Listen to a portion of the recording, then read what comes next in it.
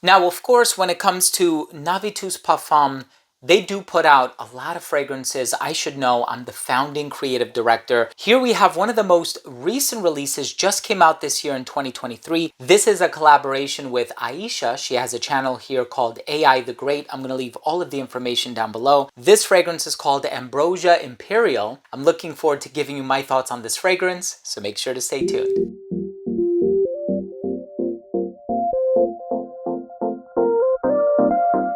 Now, before I begin today's episode and I give you my thoughts on Ambrosia Imperiale, which is one of the most recent releases by the brand Navitus Parfums, it's a banana-based fragrance, truly one of the most unique fragrances I've ever tried. I do want to start things off by saying that if you're a fan of fragrance-related content, please do consider supporting the channel by subscribing to it. Hit the bell icon so you could be notified whenever I do upload future videos to the channel. And of course, give this video a thumbs up if you enjoyed it, or if you took something of value from today's episode. It would really mean a lot to me. So here we have a fragrance that just came out this year, composed by one of my favorite perfumers in the whole world, Bertrand Duchaufour. I've had the opportunity to meet him when I went to Paris, France, and he's just so humble, so kind, so open-minded, down-to-earth, empathetic. He actually takes the time to listen to you and all of your requests. And like I said, this is a banana-based fragrance. I almost called it a set list. I'm in concert mode right now. We have the note breakdown here. This fragrance can be described as being sexy, seductive, and captivating. I agree with all three of those adjectives. We have banana, rum, orange, cinnamon, davana,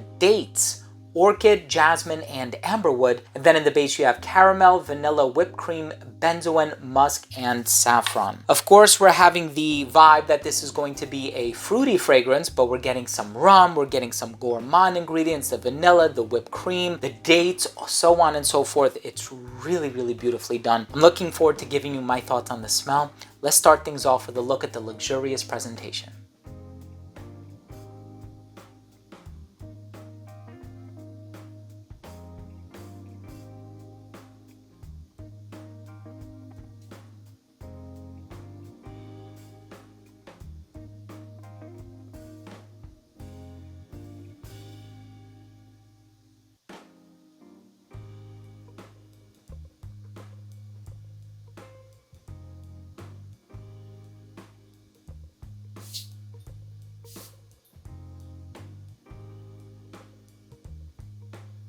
So right in the opening of this fragrance, you are going to get this beautiful note of banana coupled with whipped cream and rum. Now, the banana in here smells so nice, so beautiful, and it actually does remind me of those banana candies. I'm gonna be honest with you, I know Dua Fragrances put out a fragrance a while ago called Dirty Banana, and it really did smell like one of those candies. But in here, the smell is so complex, it's so sultry, it's so seductive, it's so intricate, and it's so mesmerizing. It really takes you on an olfactive journey where you're experiencing all of these different notes paired together in perfect harmony. And this is not a kitschy scent. This is not a novelty scent. This is something that is really addictive, highly wearable, and really has a mass appeal to it, and I really admire it for that reason. So like I said in the opening, you do have this banana ingredient, and you're gonna smell it right away. It is so cool, and I'm so happy to have this fragrance in my collection. You know, it's funny because ambrosia is the food and nectar of the gods, so it already kind of invokes that godly presence, and I really do enjoy that. It has the banana, the rum, a little bit of cinnamon and davana. I'm not getting so much of the orange or the davana, to be honest with you. It doesn't smell too herbal or spicy or aromatic or anything like that, but you do have like this boozy sort of a spiked banana cocktail kind of a vibe in the opening, and it's really, really interesting. That rum accord, I think, is breathing life into the fragrance. In the heart, you have dates, orchid, jasmine, and amberwood. Now, I definitely get the dates, and I think I'm saying that because there's a sweet and fruity presence in this fragrance, and on account of that sweetness, which by the way, the several times that I've worn this in public, it does seem to last for a very long time, and it smells sweet from top to heart to bottom. So this fragrance definitely retains that sweetness, so that's why I'm inclined to say I do get the dates stronger than any other ingredient in here. In terms of jasmine or orchid, I'm not really getting anything floral from this fragrance, and I tried to smell something overly floral or anything like that. And you know, sometimes jasmine can be indolic. This fragrance is not indolic in any way. It just smells very clean, very fruity, very sweet, definitely charting into gourmand territory. And listen, in the base, we have caramel, vanilla, whipped cream, benzoin, musk, and saffron. I do think that the benzoin and the musk and the vanilla sort of combine forces to give it this really nice amber accord that is clean, smooth, musky, slightly sweet on account of the vanilla, but the majority of the sweetness, 100%, is coming from the whipped cream accord and the caramel. There is so much deliciousness in this fragrance, and Navitus Parfums has a lot of sweet leaning fragrances. Absolutio, which is one that I worked on, Ray Spirits, which is one that I worked on as well. Venom of Love also takes things in a bit of a sweeter direction with the cherry and the chocolate. That one was creatively directed by Paulina Shar. You have so many gourmand fragrances by Navitus Parfums, but never have I seen any brand for that matter really go in this direction where it puts banana on the forefront, and it just goes to show you that it works so beautifully. It's so cleverly woven into the tapestry of this fragrance. And that's why I say, and I've said this for a while, I would love to see more brands and I would love to see more perfumes use unconventional ingredients. And the fact that we're using banana here, all of the magic that's happening in this fragrance, I think is truly, truly special. And I would highly recommend that you go out there and, you know, try to get a sample of this fragrance if you can. Of course, you know, Navitus Parfums is carried at many brands out there, whether it be Perfumology or Oswald or Crystal Fragrance or what have you. So please see if you can get your nose on a sample first. If you have the opportunity to try it in person, please do so. I do think that Ambrosia Imperiale is a wonderful fragrance, and Aisha, I think you did a fantastic job on this one. Let's go ahead and finish things off with my overall assessment.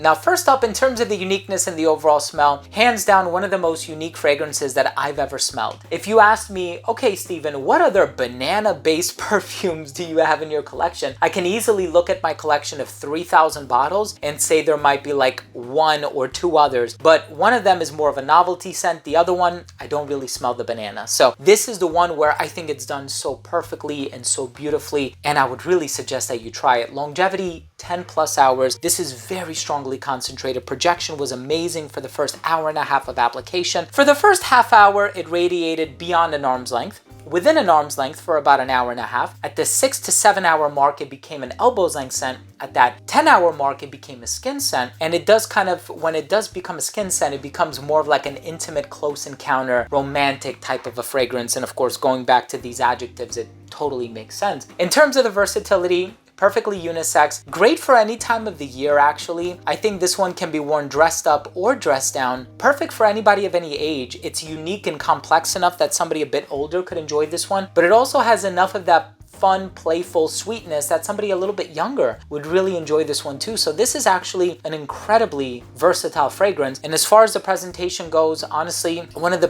best presentations, all things considered. Everything from the box to the sleeve to the card to the pressurized atomizer and the heavy cap, and just everything about it is gorgeous in my opinion. My final verdict on this fragrance is it's the best banana-based fragrance on the market currently, and I'm kind of jealous that I didn't creatively direct this one because I think it's so beautiful and it's so special, and I'm happy to finally have the opportunity to share my thoughts on it. And of course, I do have equity in the brand, and so I have a bit of a vested interest, but when I tell you I did not work on this at all, I'm not making any money off of sales of this product, I'm just talking about it because I think it's a beautiful, beautiful fragrance, and I think Aisha did a fantastic job with this one. Look, thank you so much for watching today. I really do appreciate it. I hope you took something of value from today's video. If you did, please do consider supporting the channel by subscribing to it. Hit the bell and give this video a thumbs up. Love you guys. We'll see you tomorrow. Bye.